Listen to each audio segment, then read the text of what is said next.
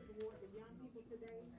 I think God will use even the smallest thing to bring you out. When I was little, my grandmother used to always talk to me about how important it is to keep your character intact.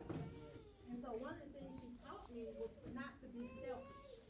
So when I was going through a lot of things and I considered taking my own life, I really did, and I tried. God woke me up. I tried to do something else. He didn't let it happen. But what I kept thinking about was, you shouldn't be selfish. Mama said, don't be selfish. And so I kept playing that back in my head. Mama always said, keep the cash in the back. So I said, I never want people to think that I'm selfish. And so when I started to think about it and recount it, I was like, that's selfish. Because I had a younger brother. I said, you need me. Because my mama was gone. And, you know, family was gone. Grandmama was gone. My brother needs me. So if I were to take my life then, who would he have? Who would he look up to? Who would continue to teach me like I was doing? And that's what brought me out. That's one of the things that brought me out. But God will also give you purpose. Because I didn't know, like, what am I here for? Ain't nobody looking. Ain't nobody coming when I do good. So I started, what am I even here for? But God gave me purpose. And sometimes I have to tell myself too, you have to look past the trouble to see the actual blessing. Yes. So with me, I didn't know my purpose. I didn't know what God had me here for. And so I was young and I had a daughter. That was bad. That was bad because it was bad timing. But although it was bad, it was a blessing. God gave me something to love. God gave me someone else that needed me and let me know I need to be here for my kids because I went through my life without my mom. So he gave me something to look forward to. So not only now, I got my character intact because I ain't being selfish. I didn't take, I didn't take my life. My brother needed me. I got a kid that needs me. I got something to love. I have something to look forward to see my kids get grown. And so I had to pray and I had to ask God to give me strength. So every now and again, and what I realized is as an adult, I realized that even then, I was going through depression and could not identify it. So I would just sleep and sleep and sleep and sleep, thinking that when I wake up, it's not going to be there anymore. Truth of the matter is sometimes it still can be there. But you have to look to God that'll give you some help. And so I had a song, God, and I'm going to play just a little bit.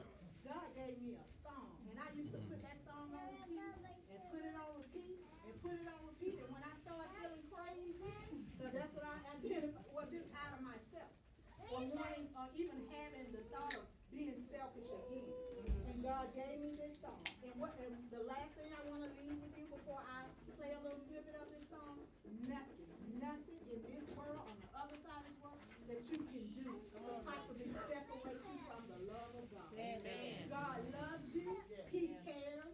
And the last thing I want to say, when I got pregnant, it was so bad. I thought that was the worst thing. I thought God, I'd have messed up now. I can't go back to church. I've always went to church. That's key. But nothing in this world can separate you from the love of God. God loves you no matter what. There is nothing that you can do that will separate you from the love of God. So this is my song, and this is the song that God gave me, and I play this song to this day.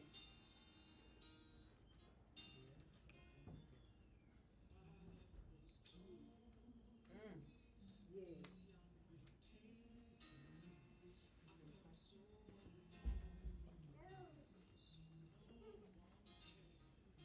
My God, my God.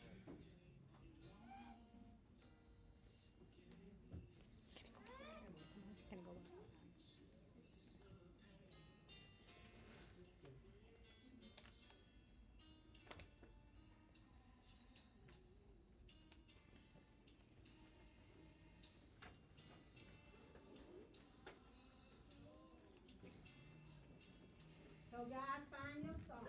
Find your song, put it on repeat. Put it on repeat. If you feel low today, put it on repeat. If you feel low tomorrow, put it on repeat, and he'll bring you out. Amen. Amen. What an awesome testimony that Sister Silas had as a child. And I stand here today as a child that went through and had some, in my own mind, I had some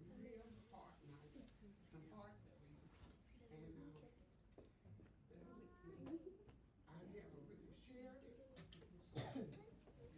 But, you know, if it can help somebody, and for me, it's more geared to parents.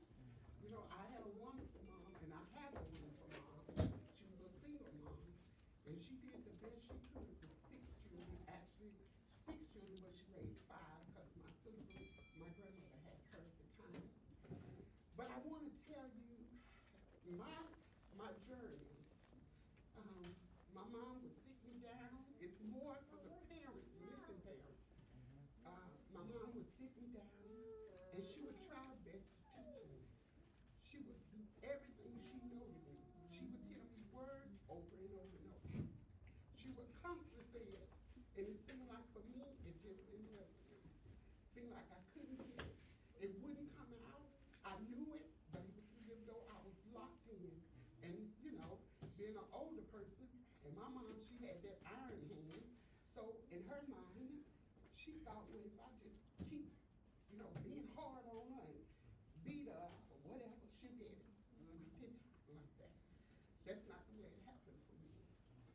I went on, and it got to the point, for me, school was not something, listen parents, school was not something that I enjoyed. Because it was a problem going on the inside of me that I didn't know what to say, and I didn't know how to explain it. Down through time, of course, you know, as I got grown and I went on, well let me go back. One day, my mom was helping with my work, and she said, what did I just say? What did I just say? And just that, it wasn't that I didn't want to learn it. It wasn't that I didn't want to retain it. It just, for whatever reason, it just wouldn't stay. So she was just there, I'm done. And she got up and she left out the kitchen. I can remember that little kitchen, and I can remember that little table. And for whatever reason, on that table, it was some pills, probably some Tylenol or whatever. And I thought when she left out of there, why not just go ahead and take it? You know, just let it all be over. You won't have to go through this. You won't have to go to school where I'm constantly trying to get you to understand. You won't have to deal with your mom, want to beat it in you.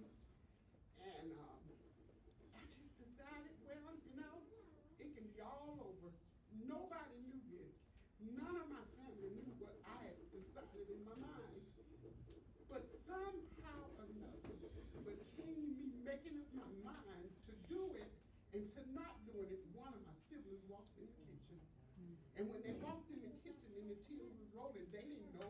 Immediately I got up, because I didn't want them looking at me, trying to ask me what was going on. I got up, and I can't remember if I went to the bathroom or if I went outside. But all I know, I woke up the next day, and I was still alive. I woke up the next day. I proceeded to go to school. It was still a struggle. I proceeded to go to school. It was still a struggle. I tried. I wanted to be the best. I'm telling you right now, in my own mind, it's just no telling what I would have been if I could have worked it out the way I thought it should have been worked out. But how many know God has a plan? Amen. Even in the midst of your feeling inadequate, God still has a plan. Amen. Well, I went on, and I went on and I went on, and I continued to go to school, and I did as I did when I got out of primary school, and I went on and I did enough, and I got through it, and so forth and so on. But as an adult, I began to learn what dyslexia. Listen, Jesus. It's not that they don't want to learn. Thank you, Lord. But you have to know what is going on. Jesus. People laugh, people pick fun, people say things, but you don't know a person's story. Amen. Until you know their story, then you don't have no right to judge them. Amen. I learned what dyslexia was. And as an adult, I began to deal with dyslexia. I began to deal with dyslexia. I began to repeat it over and over. My dyslexia was something that it was repetitious. I had to keep on saying it, keep on repeating it so that it would stick in my head. That is many different forms. So the bottom line, you have to get your child back. Don't yell at them. Don't be mean to them. Don't just shun them off. You don't want to learn. You don't want to do this. You don't know what it could be that their was locked. I was stuck. And I didn't have nobody. And I am going to say it like this. Almost 60 years ago, maybe she didn't know. Yeah. And she probably was doing, and I know she was doing the best she could. And she had other children that she had to give her attention to. I understand. Some of the children, they caught it quick. Some of the children went well. Everyone, all of our siblings didn't have this problem. Yeah. But I was one of the ones that did. But I will tell you today that I stand here to tell you that in spite of what I thought was a shortcoming, God used it for my good. I've had great jobs. I worked at Emory University for many, many years, and I worked on hard floors. I worked on floors that had ER. I worked close with doctors, and I'm looking like I can't believe it, but it happened. I worked with many, many people.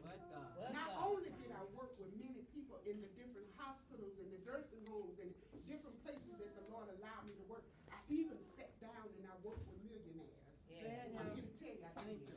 God will take your shortcomings. Yes, And Lord. He will cause your shortcomings to take you and elevate you Yes, to the Lord. place that He want to take You you. better speak. So I'm telling you, parents, be careful about the children. Yeah. Treat the children gentle, because I'm nearly 60 and I can still remember it as if though it was yesterday. Yes, I yes. can remember it like it was yesterday. Yes. But all I can do is tell you this.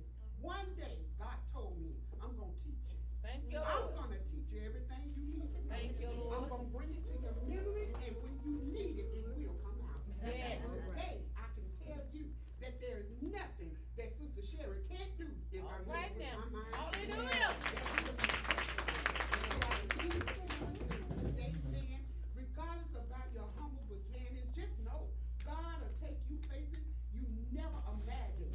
This is a person that I hadn't traveled the whole world, but I've been plenty places. Yes. I've seen many things, Yes. and that is the truth. I tell you, from East Coast to wherever you want to name it, I've been around, and it was only because the grace of God. My God. Only because of His goodness. Because that day, if I had a went through, and I look at it now, I don't even remember if it was a sister of mine or brother, but whichever one of them came in their kitchen that particular day, it was an angel. Amen. It was an angel that I didn't even know, because I didn't want them to see me cry. So I immediately got up, and the next thing I know is the next day. I don't remember what happened in between, but the next day, it was the next day, and from that day on, I had challenges, but I still pushed through it. Yeah. And let me just tell this little part. Right after that whole scenario had happened, we lived near a sanctified lady. Yes, ma'am. My neighbor was sanctified. They was a Pentecost. They was a Holy Ghost church. They were them folks that do all that, you know. They like us. And they invited me to come to church. They invited me, and they would let me ride with them. And somewhere in between that time of this situation happening, I'm gonna say between 10 and 11, or 10 and 12, I began to hear what the preacher was saying. And the one thing, hear me well, they taught have faith. There is nothing too hard for God. I heard that as a child, and I grabbed hold to it. I remember I would pray myself to sleep, saying, Lord, touch my mind. You gave me this mind. You can bring it up out of me, Lord, anytime you want. And I remember I would put the books on my head, saying, Lord, let it come, Lord, let it come. And the Lord told me, don't worry, I will teach you. Thank you, Lord. My. Thank you, Lord.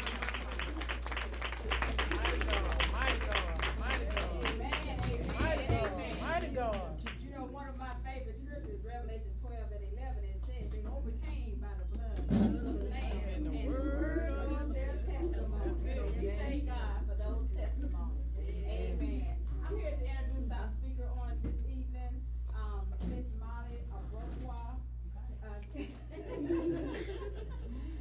a licensed marriage family therapist. Miss Molly lives in Columbus, Georgia, and she has been working in the mental health field since 1997. She obtained her bachelor in psychology and her master in marriage and family therapy in Harding University. In 2002, Miss Molly moved to Savannah, where she was a therapist a lead therapist, and eventually the clinical director of a psychiatric residential treatment facility. In 2014, Ms. Molly joined the American Group as a case manager for the foster care division. And Ms. Molly is also a certified trainer for mental health first aid, a certified case manager. Please help me welcome Ms. Molly.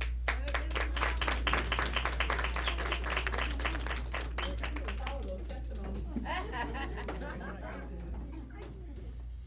want to thank y'all for having me. Thanks to Miss Annie right here who referred me over. I'm so privileged to be here to talk about the mental health side of what they're doing in the testimonials. I grew up in the church. Both of my degrees are from a Christian college, so I have the same background as a lot of you. I'm one of those weirdos that decided in 10th grade I wanted to be a therapist and never changed my path. Most everybody jumped to or from psychology, but I didn't. I took an elective in 10th grade and went, well, that's interesting. And most therapists will tell you they've been therapists since elementary school. They just got a degree so they could get paid for it. I was that little kid talking to all the other little kids about their problems. But that's true. They actually kicked me out of first grade because I was setting up tutoring groups with all the other kids who were in slower. Put me in the second grade, so it was a problem. I was trying to help people a little too much. But I do want to thank y'all for having me. I bought a fancy new clicker, so if I don't know how to use it, please be patient. See, I'm glad I said that because now I know I'm on a click. All right, well, here we go then. It's not doing anything. Be patient with it. Be Backup's patient. not working either. Let me go out and back. See, I'm glad I said that. Alright, let's try now. Okay. Woo-hoo. So this is me, licensed marriage and family therapist. I have two colleagues here with me. Patrick Aaron Brown is a licensed social worker. He's gonna be speaking to the parents when the kids come to breakout rooms. You wanna stand up, Patrick? You wanna clap for Patrick? Got a sharp dress man, right? Got Teresa Bradley. All of her, I had to change the font to get all of her letters on here. But licensed professional counselor, and Teresa's real shy like me. So just some opening thoughts. I just want to thank y'all for being open. Like I said, I grew up in a church, a very conservative church. I don't know if y'all know the Church of Christ. Not real big fans of mental health awareness. Very let Jesus work it out. Which I do agree with, but I want to thank you for being open to the clinical side of mental health. I think prayer is a great weapon and a great support, but I think Jesus made doctors and medication too. So I like to hit it from all angles. That's right. I do recognize the risk of talking about a topic like this. We're going to save a lot of the suicide awareness for the parent talk, but we're going to talk about mental health while everybody's here together because you're never too young to learn about mental health. Amen. I want to let you know this is a safe space. My colleagues and I are not afraid of any questions. I'm a pretty good trainer, but I'm a terrible lecturer. So I want questions, comments, feedback. I heard y'all giving feedback during the testimonial, okay? So I want that as well. Please don't exclude me from the feedback. Amen. We also want to acknowledge that this is a triggering topic. You know, it's 2023, we hear about triggering a lot. We're talking about mental health, anxiety, depression, suicide. So if something upsets you and you need to take a time out, take a buddy and go take a time out, say a prayer, go to the restroom, splash your face. Everybody in here has probably been touched by suicide. Either a family member, a friend, someone you know, a celebrity that you're a big fan of. So we understand that this is a difficult topic, and we understand that it can be hard to listen to. So if you need a moment, none of us is gonna be offended if you get up and take a moment. Okay, I'm not gonna say, where are you going? You know, you go where you need to go. And my opening challenge to you, I'm giving you homework already. As we talk about mental health, I want you to pretend that we're talking about physical health. Because I could stand here today and talk about diabetes, heart disease, emphysema, asthma, cancer, and nobody's gonna get angry, and nobody's gonna wonder, I wonder who in here has asthma. Or look, she was nodding when they said COPD, she must have COPD. I would encourage you to look at this as a health topic, because mental health is physical health as well. Some people don't even say mental illness, they say brain disease, because that's what it is. I suffer with anxiety. That's because the chemicals in my brain don't get along right. Do I look anxious? No, that's because I'm taking care of my mental health. They've seen me anxious. It happens. But think about if someone breaks their leg and goes to the emergency room, everybody brings them casseroles and flowers and loves on them. What if you go to the emergency room because you have a mental health crisis? Nobody knows what to say to you. I would tell you it's the same thing. Talk about it out loud. Talk about it openly. If you tell your friends you have asthma, tell your friends you have anxiety. Because us talking about it is what's gonna break that stigma. That's why I open the thing by putting my business on the table. I take medication for anxiety. I pray about anxiety. I talk to my people. I've had a therapist. One of our coworkers wrote a training called Every Therapist Needs a Therapist. And she does it at therapy conventions. So I would encourage you as we talk about this to take a deep breath and realize that someone struggling with depression has the same process as someone struggling with cancer or asthma. They need their medicine, they need support, they need prayer, they need their friends, and they don't need to be gossiped and whispered about. So that's my challenge here. So thank you for the amen. All right, you can talk on this side. I appreciate that. I grew up in a church where everything was real quiet. We didn't have amens and hallelujahs, so I very much appreciate them now. So some of the things you might have heard about, and please, if you have a question, come up with a question. Who in here has heard of ADD and ADHD? Feels like everybody's got it these days, right? Alright, it's about 6% of the youth have ADHD. Anybody know an adult that got diagnosed in their 30s and 40s? Because I do. Just struggled their whole life, getting in trouble, getting whippings, and it's ADD. So there's very specific criteria for that. Anxiety disorders. We all heard of that one? Yes. Alright? And in a minute, we're going to talk about what's the difference in feeling a little anxious and having an anxiety disorder. Because I tried to explain it to my husband, and I don't think he's ever been anxious in his life. He's just one of these people. He's very cool. He's like, why are you anxious? Well, I don't know. Now, this next one, let me see if my little light works. Oh, not on the TV. It works on Teresa. So this next one, we throw this word around a lot, bipolar. Yes. Raise your hand if you heard of bipolar. Yes. All right. Raise your hand if you think you really know what it is. Somebody, are you willing to say? What's bipolar? My son is bipolar, and he has not only the bipolar, but the anxiety, but there are times when he's just not quite, can't connect with reality. You know, he's very smart, he's articulate, he's a gifted musician, but there's that part of him that just can't quite get it together, no matter how he tries, prays, and I pray, and I tell him, go to the doctor, get medicine. Let's give her a hand. She has opened the camera. So bipolar does not mean mood swings, okay? Raise your hand if you have mood swings. Y'all be honest now. Everybody.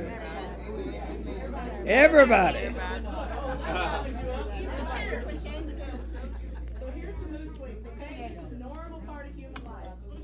Bipolar, Straight up and down. straight up and down, no obvious trigger. When you are down, you aren't just down, you are suicidal down. Yes. And you're down for a long time. And when you're up, You're up.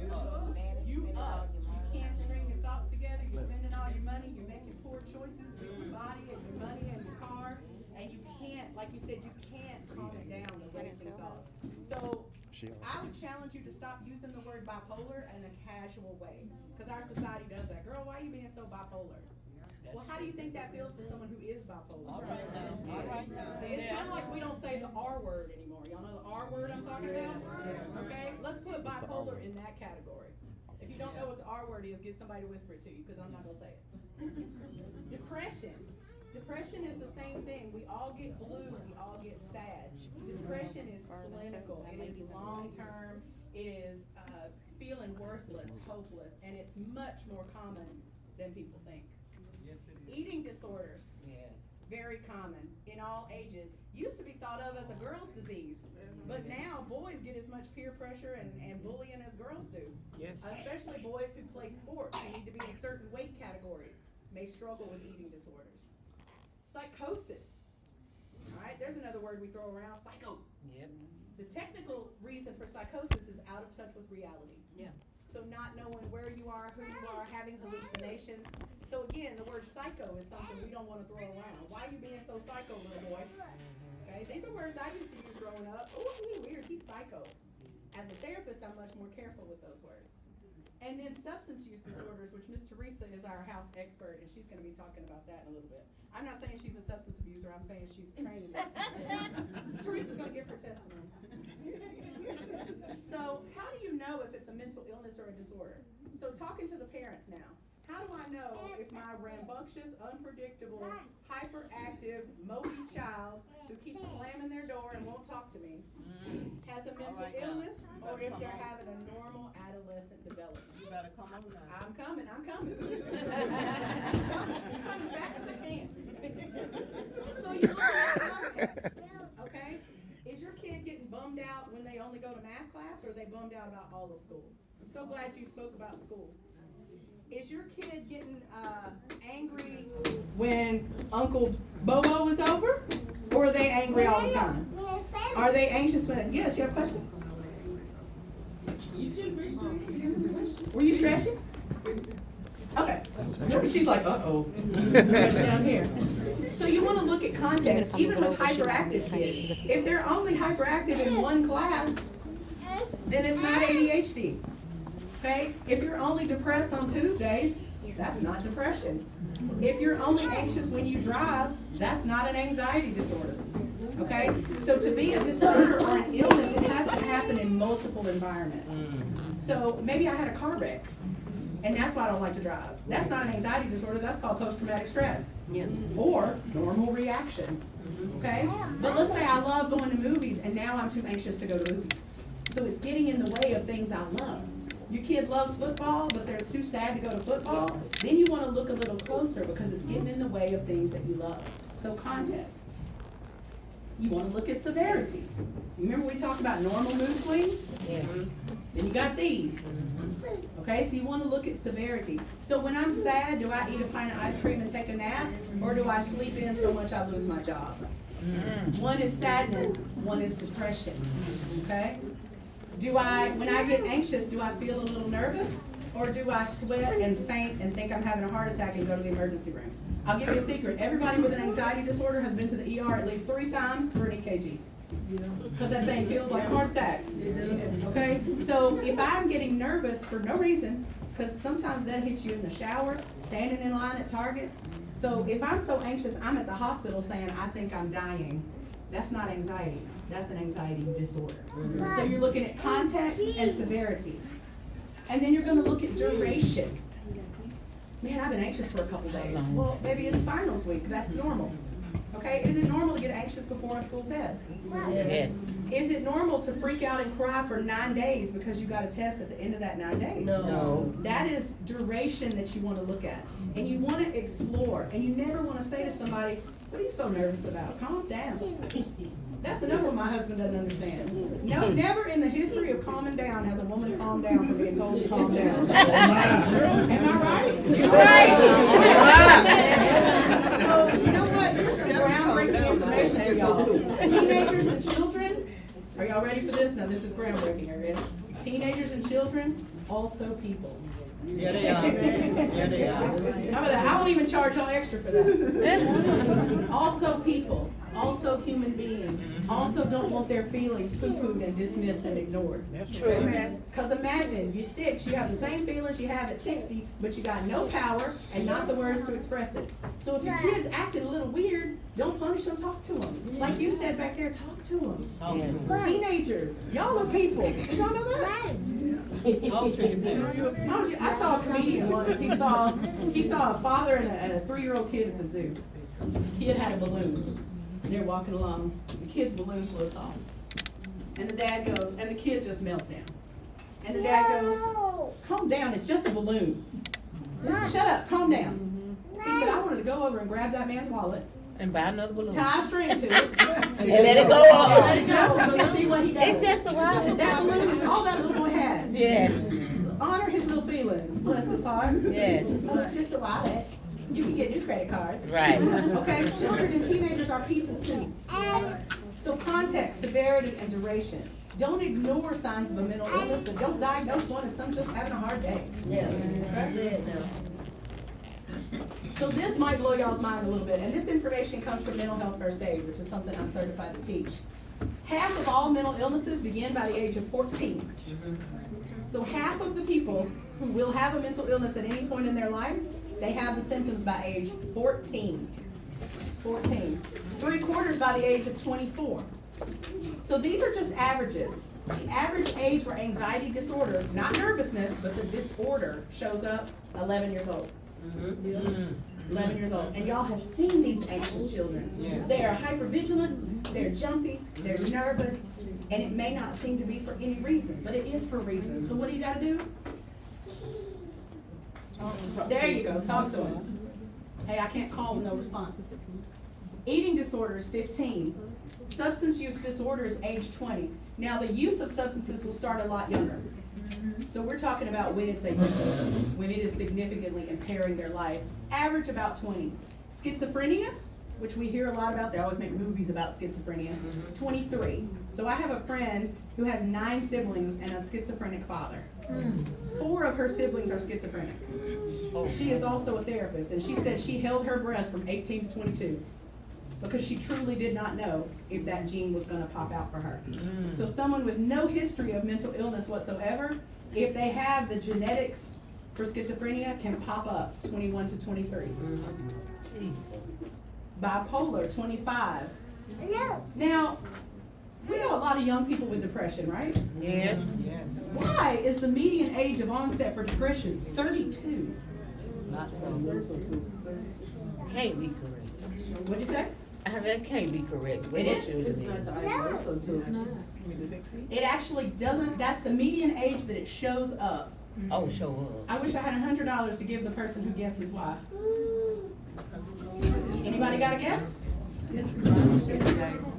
Are you stretching again? Get a guess.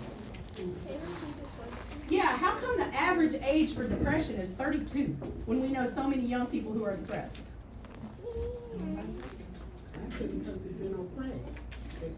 It could be that it was squished down.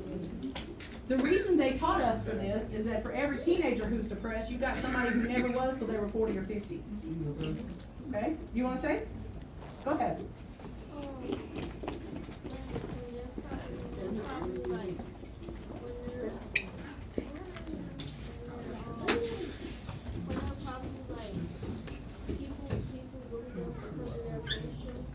Somebody's going to tell me what she's saying.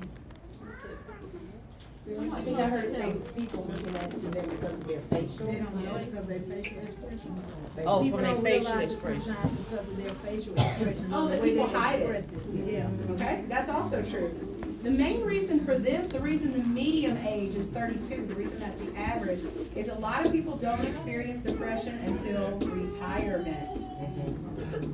Why would a retired person feel depression that they've never felt before? They're not busy anymore. That's right, they're not busy. What do we do in the United States of America? We brag about how busy we are. And why are some of us so busy? So we don't have to think our thoughts and feel our feelings. That's true.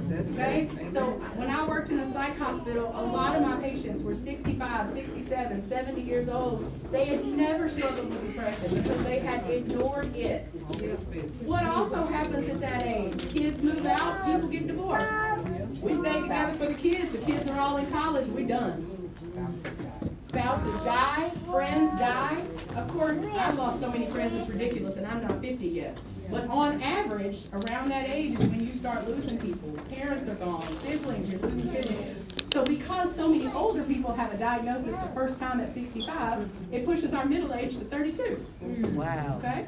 As an interesting trivia for y'all. Yes. Now, if my father didn't have a man cave downstairs, my mother would have killed him by now. And I would be struggling with depression. But thankfully, he has a man cave.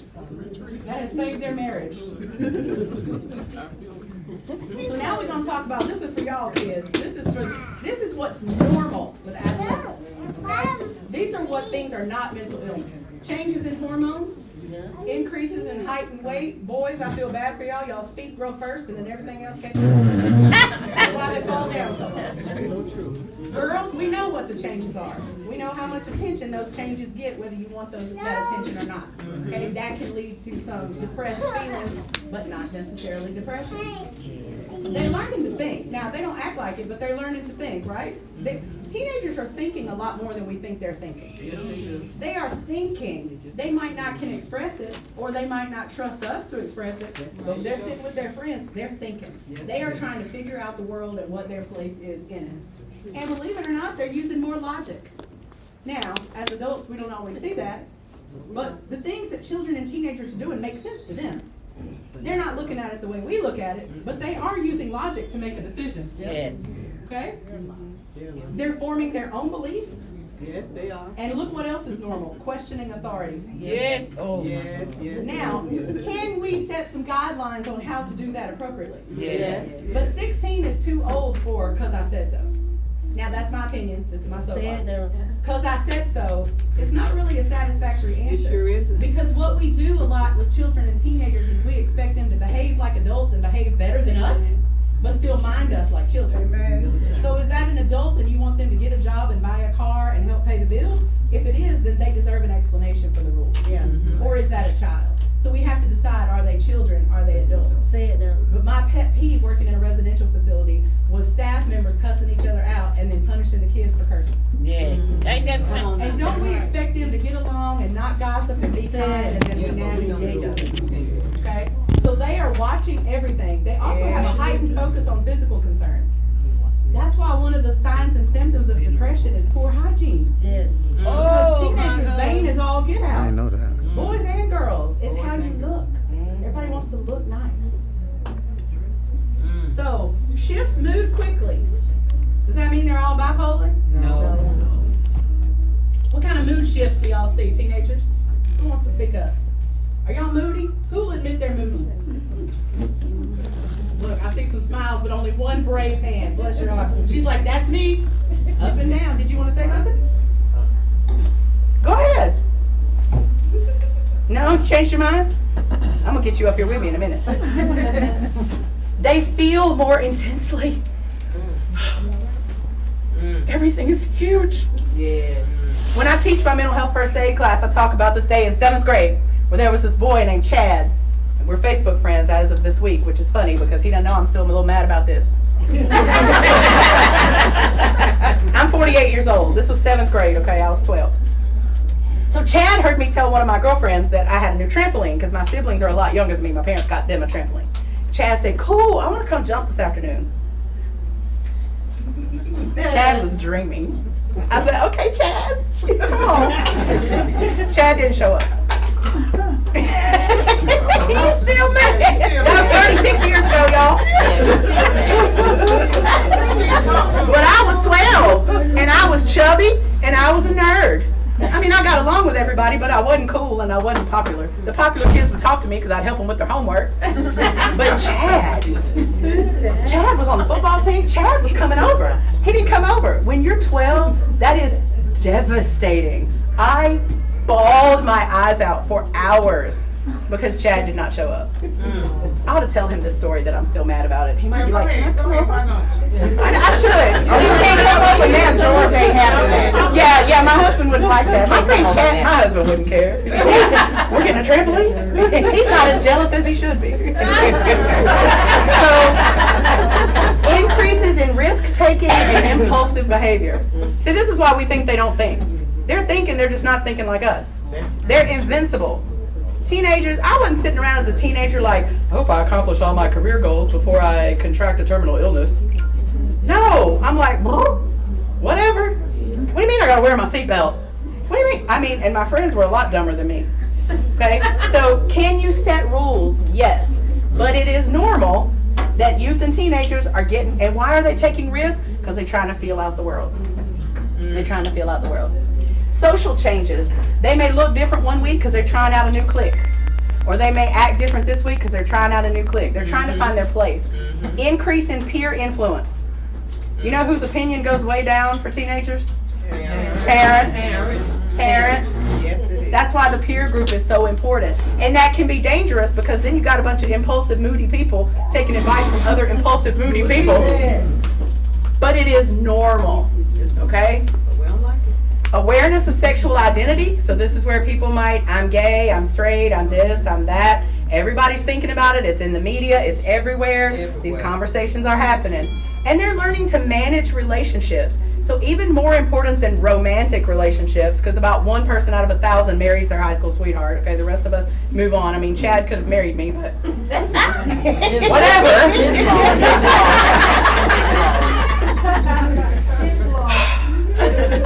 It is his loss. Thank you very much.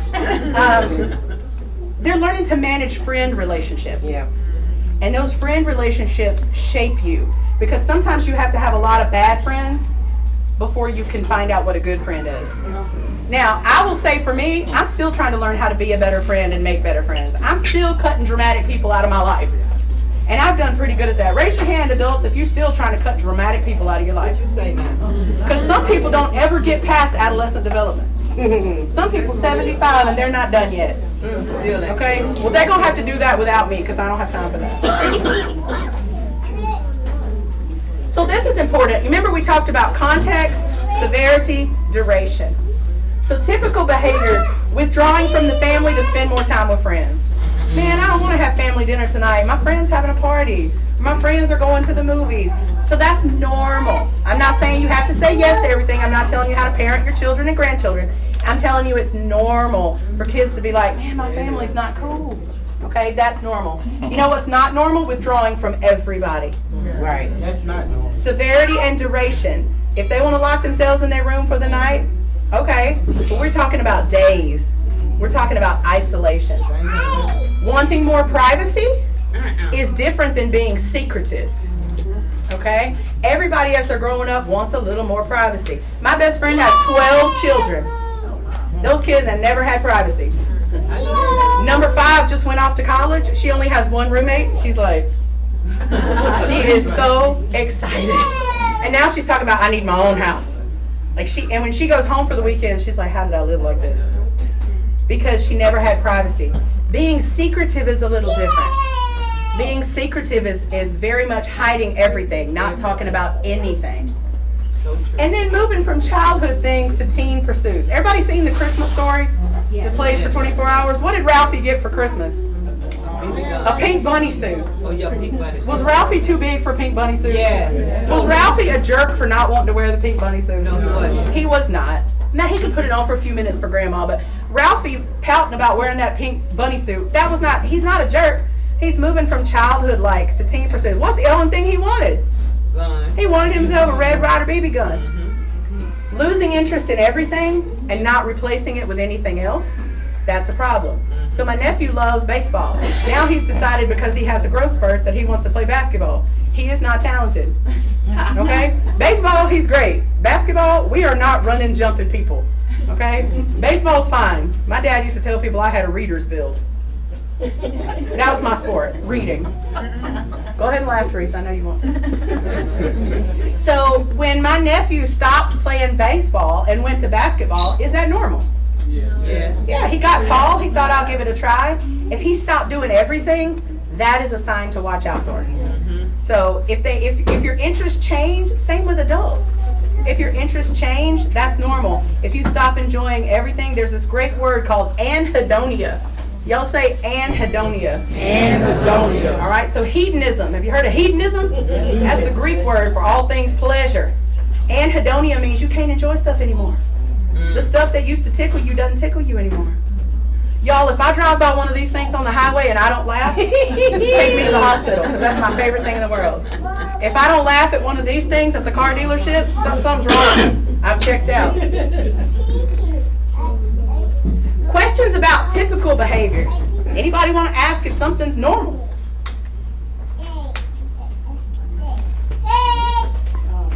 Okay. Thank you, I'm enjoying this. I'm glad. But you had said, like a person that's sticking to something, like, I know this young adult, well, teenager, they good at everything they do. Mm-hmm. But when they get in it, then they don't want to do it no more, then they try something else, they keep changing, they're not. Mm-hmm. But they do change. Now they got to the point they don't want to do next. Okay. But whatever they do, they're real good at it. Okay. So is that no? My first thought was that they don't think they're good at it. Okay. And the best way to find out is to ask them. But everybody tell them. I don't think that what I'm thinking is they just don't stick to them. You know, they don't. So the key word you said is everybody's telling them. So telling teenagers things is not real effective. Okay. Asking them. Because Teresa can tell me every day, you're good at your job, Molly. You do a great job. If I don't feel like I'm doing a great job, nothing she says is going to make a difference. Okay. So what would then, Teresa, then what would you do? Stop telling them. Stop telling me? Okay. No, So maybe- seriously, ask her what she thought. Oh, okay. Ask her what she thought, you know, what feels best for her. Yeah. I think Because a lot of times, I guess the adults in that situation may feel like it's praise and it's encouragement, and it can very well be more discouraging because it's not really what they want. Or pressure. So yours truly, the first time I made an A- in 6th grade, cried over an A-. You know why?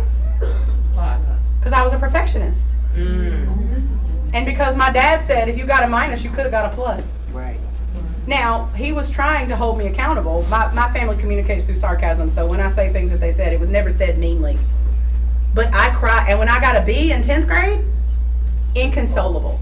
Inconsolable. Because all the people that had praised me, I wasn't allowed to mess up. Right. And so if you're told how good, I got in a huge fight with my dad a few years ago. Y'all know Freddie Freeman, who played for the Braves. Yes. Okay, I can't bring him up to my mom. She's like, I can't believe it gets real emotional.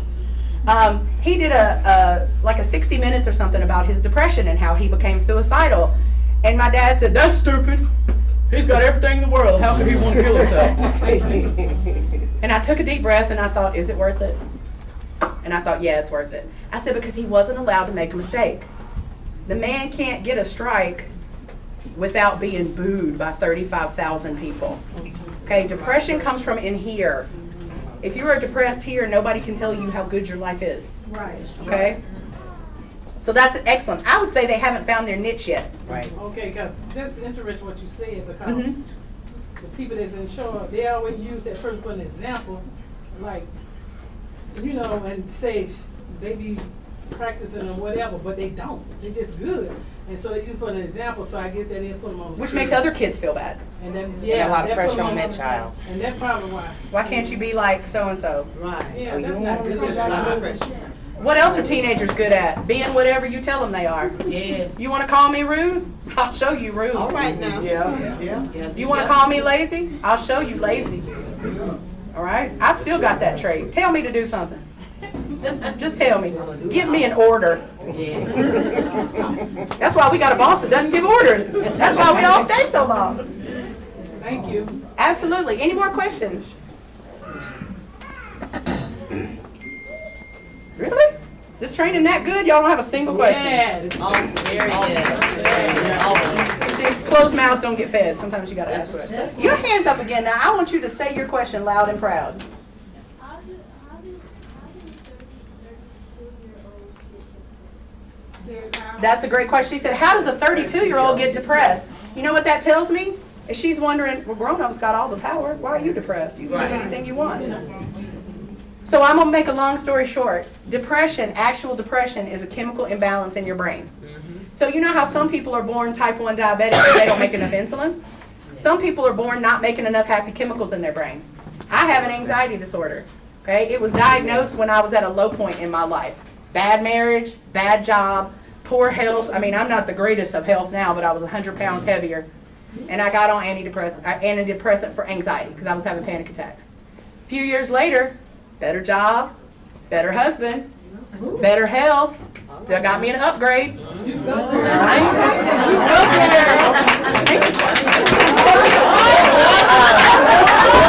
Okay, well, that fired the audience up. You better got some hope. Listen, if he was here, you'd really have hope. He's precious. Everybody says, does he have a brother, Miss Gwen? I hadn't even met this lady in person until today, and she's already trying to be my sister-in-law. Does he have a brother? We are sisters from other mothers. We figured that out on the phone. We can't have a work phone call that's less than 30 minutes long. So she said, I'm ready to meet you. I said, well, come to the New Life Tabernacle Church. She said, I'll be there. All right. Yeah, and her daughter, she's like, she's coming too. All right. So depression is a chemical imbalance, okay? The only thing you can do for a chemical imbalance is medicine.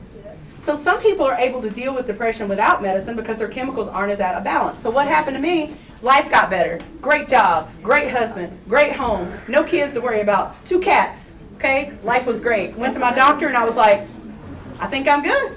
I have fixed every problem in my environment that was making me anxious. So I stopped taking it. 6 weeks later, not only did it come back, but the depression I'd never had before came back on top of it. So about a year later, I said, well, maybe we'll just cut the dose. You know, because I'm a therapist, I don't need psychiatric treatment, right? So we cut the dose in half. 6 weeks later, here it comes. And I'd never had depression. It took me 4 days in bed to figure out I was depressed. Because, you know, we can't see it in ourselves. Therapists are notoriously, we're like those nurses who smoke. Okay? We don't see our own issues until somebody else says, maybe you're depressed. So now I take my little pill at night and I will never stop taking it again because my brain needs it. The other thing that can happen is some of these things can run in families. So when you ask somebody, does bipolar run in your family? The most common answer you'll get in a hospital, well, it was never diagnosed with my aunt and grandmother. That's the most common answer is, well, it runs in my family, but ain't nobody ever said bipolar before. Right. But when you start talking about the symptoms, they're like my great aunt, my grandfather, this, that. You know, now that I think about it, I never saw him not drunk. Now that I think about it, she would run off and leave every 3 weeks, and we didn't know where she went for 3 days. Bipolar. So if it runs in your family, you're not guaranteed to have it, but you're more vulnerable. Again, what was my challenge to you at the beginning? Mental health is just like physical health. What are we also more vulnerable to from genetics? Diabetes. Yeah. Wait, my doctor told my mom when I was 11, she's just going to be heavy. She could eat better and she could exercise, but she's never going to be thin because I got my daddy's genes. My mom's this big, okay? I got my daddy's genes. So mental illness, just like physical disease, runs in the family. And Miss Suzanne, I'm going to talk to you. Stop me. It runs in the family, okay? So if it runs in your family, you're more likely to get it. So there's 4 siblings in my family. Me and my sister have anxiety. My brothers have no idea. Okay? We got 2 introverts, 2 extroverts. It doesn't make any, I'm an extrovert, my sister's an introvert. It doesn't matter. So we can be predisposed. One reason I don't drink very much is because my mom's whole line back here were alcoholics. So the odds of me becoming an alcoholic or already being an alcoholic are very high. So if mental illness runs in your family, don't be paranoid, don't be scared. Just keep an extra eye. You know, his mama started getting depressed about 13. So don't diagnose people based on it, but keep an extra eye if you know it runs in your family. All right, so how much time do I have, Ms. Baker? I think she said you had enough help. Well, I'm not listening to her. I'm asking, how much time do we together have? Okay. How much time? See, I can't trust Teresa. She'll sit me down. She said you had an hour. How long? Not an hour left. Don't panic. Oh, she going to the next. So here's some risk factors. Now, wait a minute. Let me let y'all not cheat. Yes, ma'am. Someone wants to know, what does it mean when you get angry so quickly? You know, Now I'm going to give you something special now. Anger is not a primary emotion. Anger is always underlaid by fear. Okay? Anger is a powerful emotion. When people feel anxious, people feel scared, people feel unsure, they're more likely to get angry. Because when I'm sad, I feel weak. When I'm angry, I feel strong. So if someone was quick to anger, I'd want to find out what they're scared of. Wow. It can also be a loose switch in here. Some people just have a quicker temper. So what they need to do is learn the warning signs. There's also something called, what's it called? It's called HALT. Hungry, angry, lonely, tired. Every mental health symptom is likely to be worse if you are hungry, angry, lonely, or tired. So if I know that I have a quick temper, it's my job to figure out what triggers me and try to decrease those triggers. But anger is always fear. People who are angry want to feel strong, and that comes from fear. Not the answer you were expecting, was it? I'm really learning. So let's cheat. I mean, I'm not going to let y'all cheat. What do you think are some risk factors for developing a mental illness? No matter your age, I want to hear what you think. Holler them out. Alcohol and drugs. Brain injury. Brain injury. Woo! Systemic thinker. Okay. What else? Trauma. We got trauma coming across the generations here. We talked about genetics. Yep. Anxiety. Yep. If you're under a lot of stress. All right. Look how many. Learned behavior. You grow up with an angry person, you're more likely to behave like an angry person. Chemical imbalance. We talked about that. Seasonal changes. Anybody ever heard of SAD, seasonal affective disorder? People get sad when the sun isn't out as much. That's a real disorder. Ongoing stress, medical conditions, hormone changes. You know, if somebody has a bad thyroid, they can have everything from heart attack symptoms to bipolar symptoms. So if you have a child who's showing these symptoms, get them a physical first. You can have, and with older women, I'm talking to the older women in here, if you get a urinary tract infection and it's not treated, it can cause psychosis. Y'all are nodding because you already know. So you always want to get a medical evaluation. Chronic illness. So another reason that depression age is so low, people who get chronic illnesses, they don't feel useful, they don't feel helpful, they can't get out and do things, and it leads to depression. And then you said brain injury. So I'm going to turn over to Teresa. Hey. All right.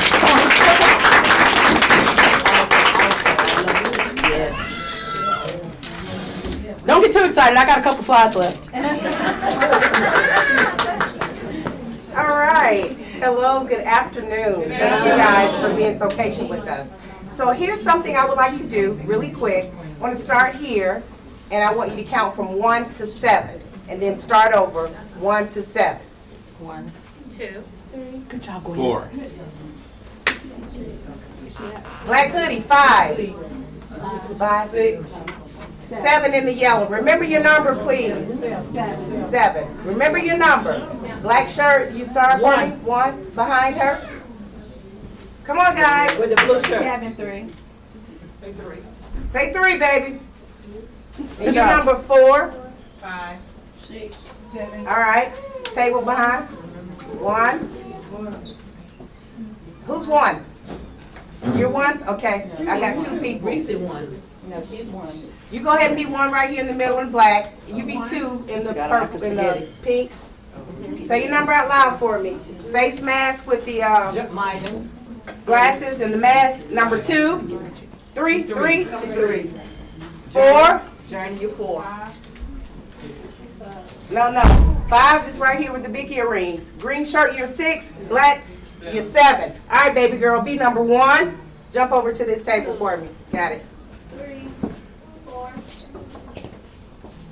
Jaden. 5. Why we just He gonna said do a why? little trick? Yeah, some of the stuff she talked about. Let's start at this table, ma'am. Right here. Can you be number 1? Go around the table 2. 3, 4. 5. Okay.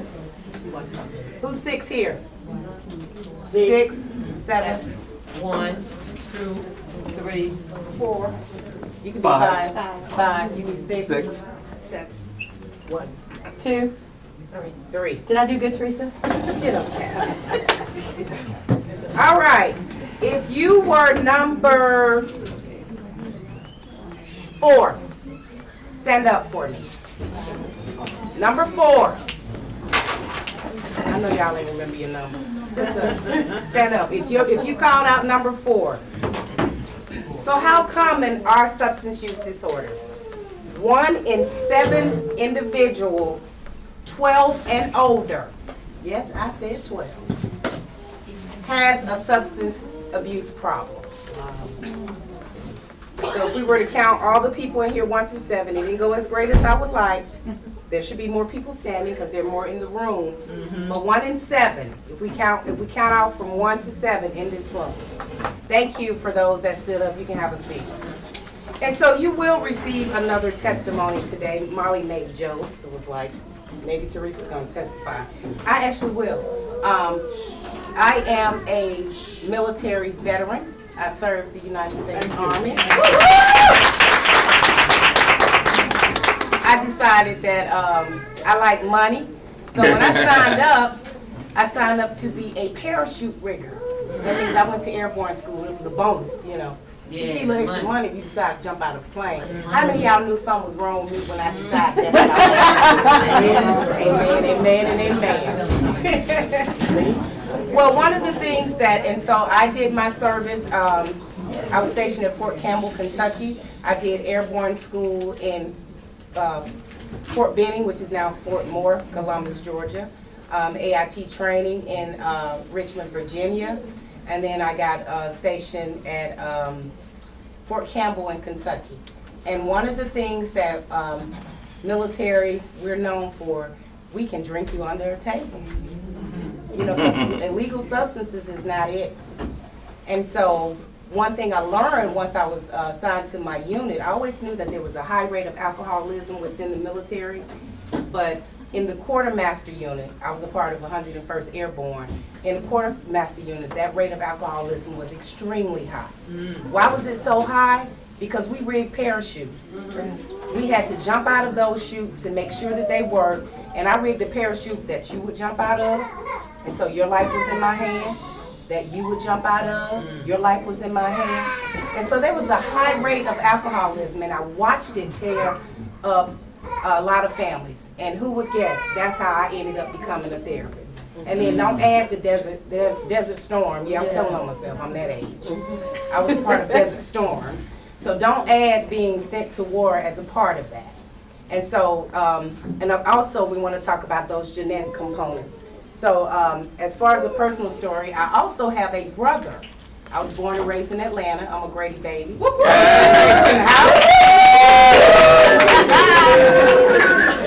I used to live around the corner on Forest Parkway. I mean Forest.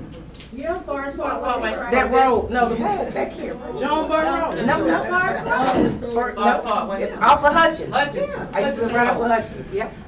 And so very familiar with this area. And so I have a brother who, you know, God can do anything. The way things look now, he'll spend the rest of his life in prison.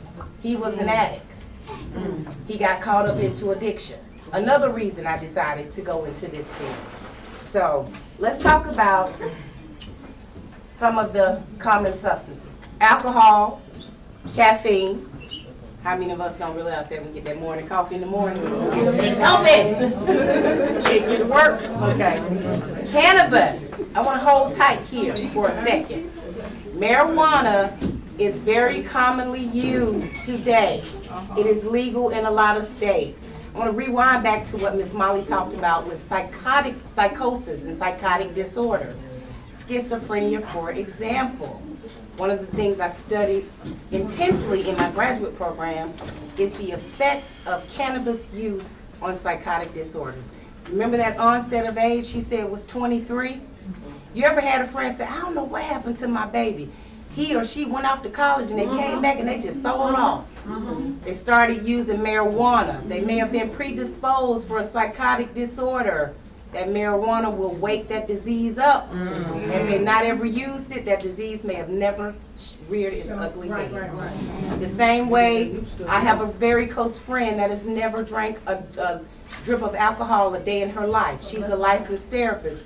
Both her mother and her father suffered through the crack epidemic in this city. We all know about that.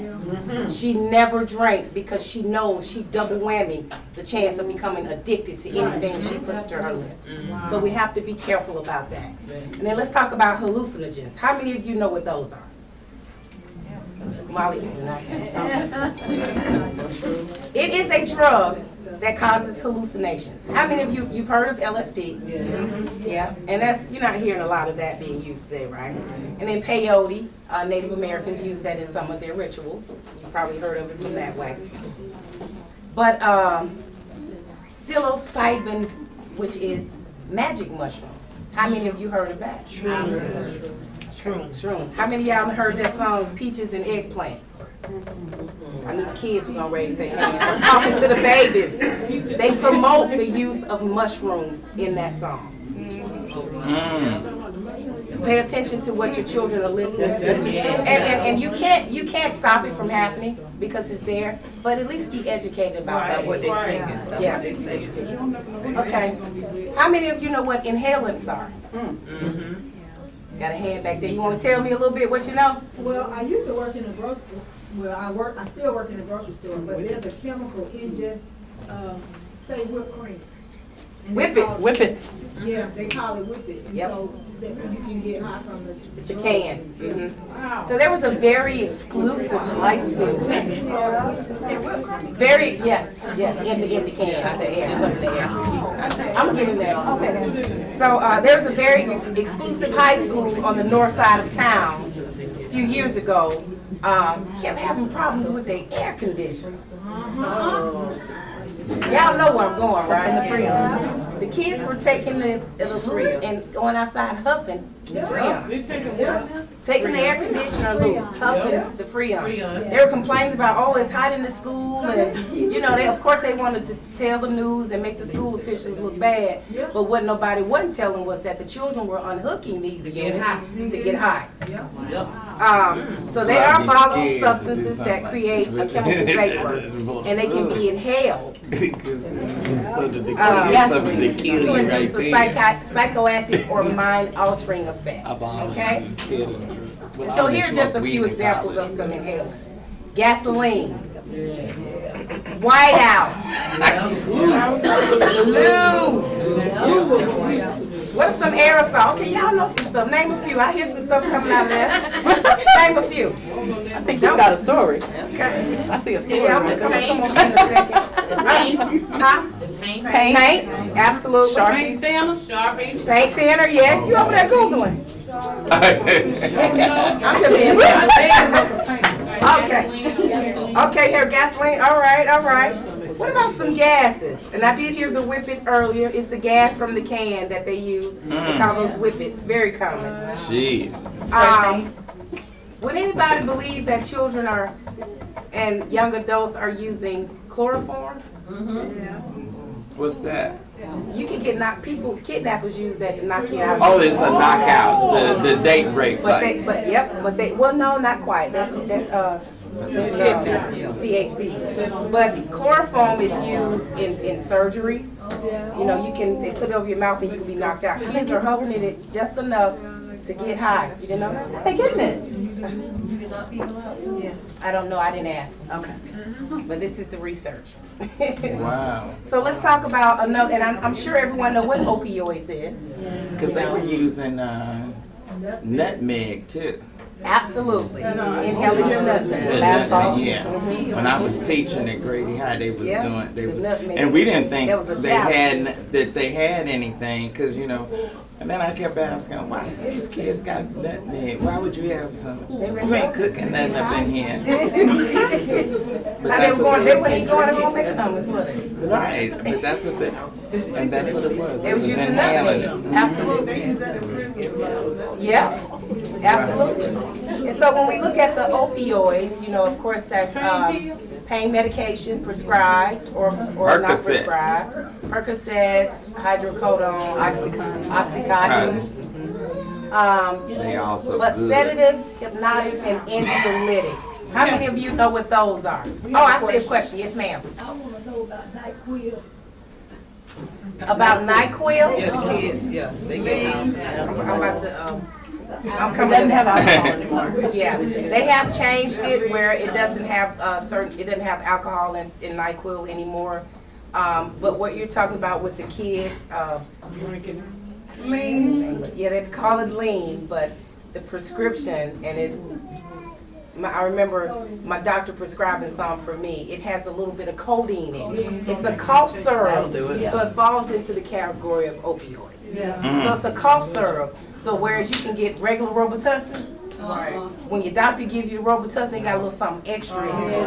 And the reason why is because the codeine is supposed to help the chest muscles from hurting from all the coughing that you're doing. Because your back and all of that go to hurting, but the kids, you know, they found a way to enjoy it outside of using it for medicinal purposes. Oh, like how? By mixing it with Sprite and Starburst. Not Starburst, Jolly Ranchers. So that's like when they was when like Wheezy was doing syrup. That's exactly what it is. It's basically a prescription dose of cough syrup, and they mix it with Sprite, and they put Jolly Ranchers in it to make it taste good. and something about the sugar and the chemical when it interacts with the codeine. Jeez. It enhances. The high. Yes, sir. All right, so sedatives, hypnotic, or anxiolytics. Anybody know what those are? Sedatives, hypnotics, and anxiolytics. Okay, I'm going to give you a few. So sedatives include things like Ambien. We've heard of that, right? Yes. Sleeping pills. Those are also highly addictive. Highly addictive. And so, and benzodiazepines such as Valium and Xanax. So Xanax is coming back around, for lack of better words, because you know with drugs, it's almost like if it's a time period, you know, where you're seeing more use of maybe stimulants, you know, where we had the crack epidemic. How many of you are old enough to know that heroin was a problem before the pain pills? Yes. Your uncle or your dad that came back from Vietnam? Yeah. Or Vietnam, if I'm depending on how you say it. Korea, yeah. Right. The Korean War. It's been around. And then it kind of phased out. You know, then we started smoking a lot of weed. Then it kind of phased out. Started smoking a lot of crack. Then that phased out. You start using amphetamines, and that phased out. Then you're back to stimulants. Now you're back to the opioids, you know, and then absolutely. So being familiar with it, it turns out to be something different. There are a lot of things that people are doing now. So some of the things that fall under here would be Ativan and Klonopin. Those are used to help with seizures. Right. But people find a way of abusing them. I have to see a question. Tylenol PM. That's acetaminophen and Benadryl. Yep. That's not good. It's Benadryl and acetaminophen. I would say that talk with your doctor about that dosage. But anything, in my opinion, done in excesses could be bad for you, depending on what happens with your body. So some anxiolytics include hydroxyzine, and I want to talk a little bit more about this. When we talk about the mental health piece, and Molly went over anxiety and medications being prescribed, be mindful because people can also abuse and misuse their mental health medications. 60 to 90% of people that suffer with generalized anxiety disorder are prescribed hydroxyzine, which is a medication that has a high potential for abuse. Okay? And then, of course, we know about tobacco and all the stimulants. Some of the others or some of the things that you hear, you may not believe this, but ketamine and xylazine. Xylazine is it's a white substance that's being added along with fentanyl to pills that is causing the uptick in the overdoses. Those are medications that are used to sedate animals such as horses and cows. So individuals do experiment with substances for many different reasons. Knock a cow out. Could be curiosity, could be for fun, peers, and emotions. I don't like the way I'm feeling. Change this. I saw your hand. I walked in like on my husband and his brother smoking crack. Okay. So I wanted to see how did they feel when they did it. So I took a taste and that hooked me right there. So but I thank God 14 years going on 15 years clean from it.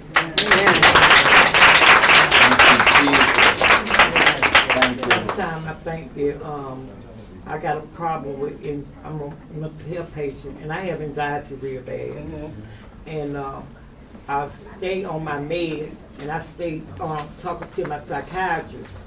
And the thing with that is I feel like sometimes the drugs cause me to have mental health issues. And I'm not ashamed to tell people that I see a psychiatrist. And the last 2 weeks or so, I had first time I ever had a breakdown where I wanted to commit suicide. So I had to start calling people, talk to people because support network. Yes, I had to do that because I really didn't really want to hurt myself, but I wanted help. and I was crying out. And so instead of just keep on, and I had AIDS about 2 months, you know. So I had to call somebody, and I had to text my missionaries at the church. I called a hotline, and I feel like I had my brain done been ate up from that crack I was on for so long. But I knew that if I could pray and ask God to take it away from me without going to get help. But I just left from where I was and went to my mom, and I got off of crack. So I feel good about myself, but I do not like the pain of the mental health. Okay. So now that I'm about 75% better than where I was, I feel better about myself. Another testimony. Thank you. Testimony number 5. That's right. All right, we're gonna wrap it up here. So these are the reasons that people use, especially with the kids. I like to move around, y'all. Can I say something? Yes, ma'am. I just want to applaud you for speaking up, because so many people, adults, carry the thought that, oh, you're older, you should be well over that stuff. You know, what, you got mental, you're too old. But people forget everybody heals differently. Amen. You know, everybody forget that little people grow up to be big people.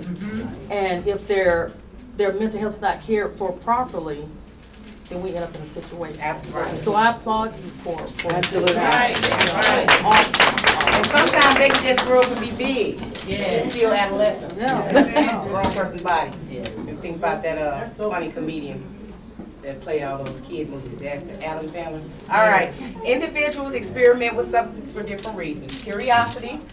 She just talked about curiosity. Thank you for being honest and sharing that. She wanted to know, what is it that my husband and his brother are doing? Why did that make them feel like, let me go in there and try that? Not knowing how highly addictive it was and the course that it would take on their life. But I'm so grateful to God. Amen. And the help that you're getting. Some people do it for fun, at parties. Pressure from their peers. Again, this is one of the first times that I've seen, you know, I know y'all might not believe it's teenagers, but I've been a teenager. And this is the first time where I have seen, and for me as a teenager, those that smoked weed were the outliers. Nowadays, those that don't smoke weed are the outliers. All right? And then emotions to cope with their feelings. I'm gonna wrap it up here. Short and long-term impact of substance use. Your mental health, substance use disorder is a mental health disorder. It is a brain disease. The chemical imbalance in your brain contributes to how much a person uses, what they use. Some people can try things and don't like it, and some people can try it and get hooked. It can lead to psychological, it affects your psychological, which in some term people can develop substance-induced psychosis, whereas they were never psychotic before. It affects your physical and your medical. May he rest in peace. Matthew Perry passed away, but he had a long history of substance use to the point where he had gastrointestinal perforations from using pain pills, methamphetamine, and alcohol. And then that's social. You know, you isolate from your friends, you isolate from your community, and that puts you at higher risk for a multitude of other mental health disorders, such as depression and anxiety, things that she talked about. I'm gonna go ahead and close up there, and I will turn it back over to Miss Molly. Is this me too? Let's give it to Teresa, the expert. Break out. Okay, she gave me 5 minutes. Make it 5 miles. So I want to end on a happy note, a high note. So we went over. Yep. Okay, that's fine. We'll be doing that later. So that's it for us. Oh, one thing, just a misprint on room 2. It is not substance abuse. It is actually 101 coping skills. So I don't want you to look at it and go, I don't want to talk about that anymore. Y'all come see me in room 2. You're going to learn how to cope. Let's clap it up for our speakers one more time. So at this time, all the adults will be staying in here. The kids will be going into their breakout room. So room number 1, we're gonna have kindergarten through 4th grade. If you can follow Sister Baker this way.